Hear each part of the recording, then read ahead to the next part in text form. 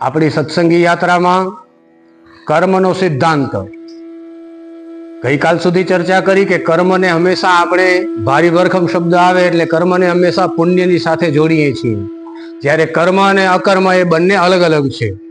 અને કર્મ આપણે જે હાથથી કરીએ, મુખથી કરીએ એ જ નહીં, પણ 3 પ્રકારના કર્મ, કાયિક, વાચિક અને માનસિક.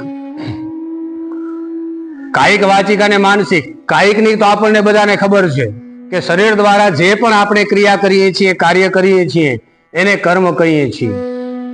માનસિક ઘણી વખત કહેવામાં આવે કે આપણે જે બોલીને માનસિક મનથી વિચારીને જે કાર્ય કરીએ છીએ, મનથી વિચારીને કાર્ય કઈ રીતે કરીએ? તો હાસ્યમાં પણ ઘણી વખત કહેવામાં આવે કે 2 જણ ભેગા થાય એટલે કાં તો સારી વાતો થાય અને કાં તો ખરાબ વાતો થાય, કાં તો ભગવત ભજન થાય, કાં તો કોકના સારા જે ગુણો છે એને લઈને ચર્ચા થતી હોય અને કાં તો પછી કોઈકની નિંદા થતી હોય.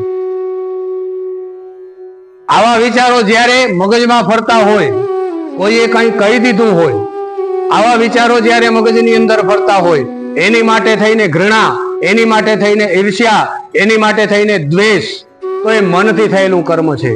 આપણને એવું લાગે કે આપણા મનની અંદર રહ્યું છે, પણ જેવી રીતના કાયિક, વાચિક, માનસિક પાપ છે એવી રીતના કાયિક, વાચિક અને માનસિક એ 3 પ્રકારના કર્મ પણ છે. જો એ કર્મ છે તો જ આપણને એનો દોષ લાગે છે. સારી ચર્ચા કરીએ, મન દ્વારા ભગવત સ્મરણ કરીએ, કંઈક સારું ચિંતન કરીએ, કોઈક માટે સારી વિચારણા કરીએ તો એ સત્કર્મ છે, કર્મ છે. અને કોઈના પ્રત્યે દ્વેષ કે ઈર્ષ્યા કરીએ છીએ તો એ અકર્મ છે. ગઈકાલે કર્મ અને અકર્મની ચર્ચા કરી હતી. પછી એ જ રીતે અને એ જ વાત સીધી વાચિકમાં પણ લાગુ પડે. વાણી દ્વારા કોઈ સાથે સારો વ્યવહાર કરીએ છીએ, સારું બોલીને વ્યવહાર કરીએ છીએ તો એ સત્કર્મ છે, સકર્મ છે. અને કોઈ સાથે ખરાબ વ્યવહાર, વાણી વર્તન કરીએ છીએ તો એ અકર્મ છે, એ વાણી દ્વારા થયેલું કર્મ છે. અને શરીર દ્વારા તો જે સારું કર્મ કરીએ છીએ, જપ કરીએ, દાન કરીએ, તીર્થયાત્રા કરીએ, સારું શ્રવણ કરીએ, સારું જોઈએ, એ બધા શરીરની ક્રિયા વડે છે. તો આ કાયિક, વાચિક અને માનસિક એ 3 પ્રકારના કર્મ થયા. કર્મની વાત આવતી હોય ત્યારે આપણે હંમેશા શરીર દ્વારા થયેલા કર્મની જ વિચારણા કરીએ છીએ, પણ આ 3 પ્રકારના કર્મ આપણી સાથે લાગુ પડે છે. એટલે જ વારે ઘડીએ કહેવામાં આવે છે અને અનાદિકાળથી કહેવાતું આવ્યું છે, શાસ્ત્રોની અંદર પણ વર્ણન છે કે વિચાર કરવા બેસીએ તો સારા વિચાર કરવા, બોલવા બેસીએ તો સારું બોલવું, અને વર્તન કરવા બેસીએ એટલે શારીરિક ક્રિયા કરવા બેસીએ ત્યારે સત્કાર્ય કરવું. એટલા માટે થઈ અને સત્કર્મ કરવાની વાત કરી છે. એટલે કર્મ પણ 3 પ્રકારના, જેવી રીતના કર્મ ક્રિયમાણ, પ્રારબ્ધ અને સંચિત, આવી રીતના કર્મના પણ મુખ્ય આ 3 પ્રકાર. 3 પ્રકારના કર્મ સમજ્યા. હવે આવે સંચિત કર્મ, પ્રારબ્ધિક કર્મ અને ક્રિયમાણ કર્મ. એમાં સૌથી પહેલા કર્મ એટલે સવારથી કરીને રાત્રિ અને રાત્રિથી કરીને પ્રાતઃકાલ,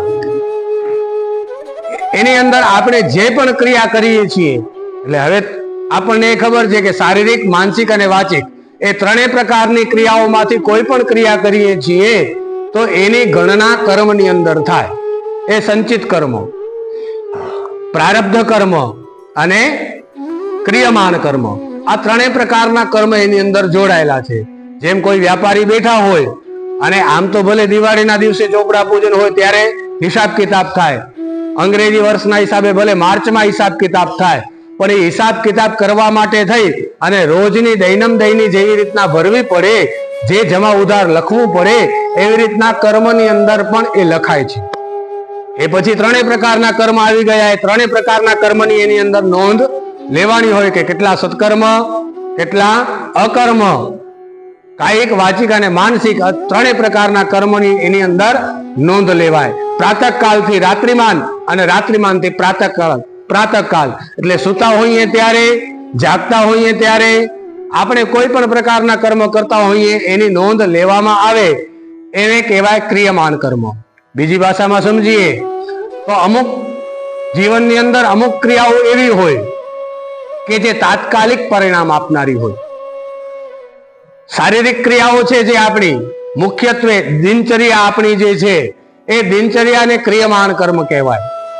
એની અંદર એક જાતનું ગઈકાલે પણ વાત કરી કે કર્મ એટલે વ્યાપાર વૃત્તિ. ભગવાન નારાયણે સંસારની રચના કરીને મૂકી દીધી.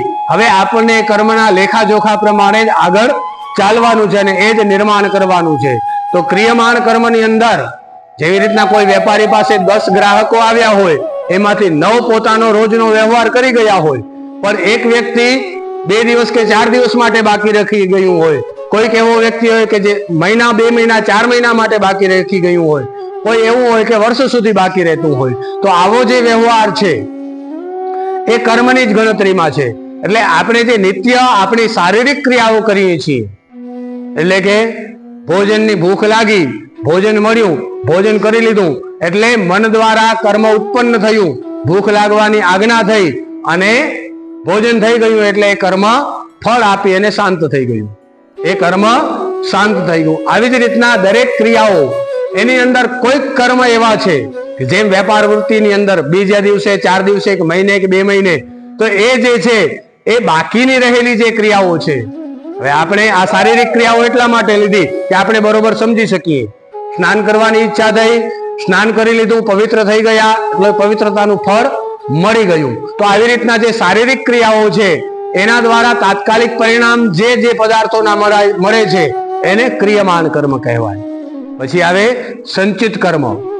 સંચિત કર્મ એટલે જે આ 2 4 6 વ્યક્તિઓ જે 2 દિવસ 4 દિવસ 8 દિવસ 10 દિવસ માટે બાકી રહ્યા છે એ સંચિત કર્મની અંદર જમા થાય. સવારના આપણે ભગવાનનું નામ સ્મરણ કરીએ ત્યારે ભગવાન આવી અને માળા જપ પૂરી કરીને પછી તરત જ ભગવાન સિરિયલની જેમ પ્રગટ નથી થતા કે તથાસ્તુ હવે બોલો શું કરવું છે. એ સંચિત કર્મની અંદર જમા થાય. અમુક ઘણા બધા એવા કાર્યો છે કે જે તાત્કાલિક પરિણામ આપનાર નથી, જે તાત્કાલિક ફળ નથી આપતા, એ સંચિત કર્મની અંદર જમા થાય છે.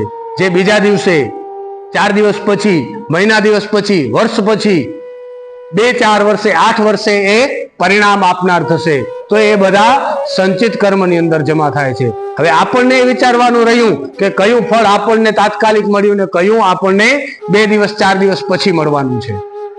સૌથી પહેલા સંચિત કર્મ એટલે આપણી રોજની ક્રિયાઓ, અને સંચિત ક્રિયાઓમાંથી આપણને જે જે ચીજોના ફળ નથી મળતા એનું પરિણામ આપણને ક્રિયમાણ કર્મના જે ફળ આપણને નથી મળતા એ સંચિત કર્મની અંદર જમા થાય છે. હવે આપણે એવું વિચારીએ કે આજે પાપ કર્મ કર્યું છે અને પાપ કર્મ કર્યા પછી આપણે કાલે 2 માળા વધારે કરશું તો આપણા પાપનું એ ધોવાણ થશે. તો એ ત્યાં લેખો જોખો નથી. દૈનમ દૈની જ્યાં બાકી બોલતું હશે એ બાકી બોલશે અને જમા બોલતું હશે એ જમા બોલશે. બંને પ્રકારના કર્મ ફળ આપણને ભોગવવાના જ છે. જેવી રીતના ગઈકાલે પણ કહ્યું કે બીજ વાવ્યા પછી કોઈક 3 મહિને રાહ જોવાની હોય, કોઈક 3 વર્ષ સુધી રાહ જોવાની હોય અને કોઈક માત્ર શોભાનું પણ હોય, પણ એ શોભાનું નથી હોતું, કોઈક માટે છાયા પણ આપનારું એ વૃક્ષ થાય છે.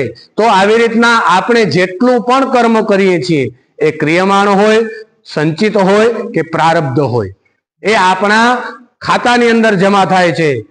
ક્રિયમાણ કર્મ આ જ જન્મની અંદર એક જ દિવસમાં, થોડા જ ક્ષણોમાં, થોડીક મિનિટોમાં, કલાકોમાં કે 2 કલાકોમાં અથવા તો એ જ દિવસે જેનું પરિણામ મળે છે એ આપણા ક્રિયમાણ કર્મ છે. અને જે બાકી રહે છે એ સંચિત કર્મની અંદર જમા થાય છે. તો આ છે ક્રિયમાણ કર્મ. હજી ક્રિયમાણ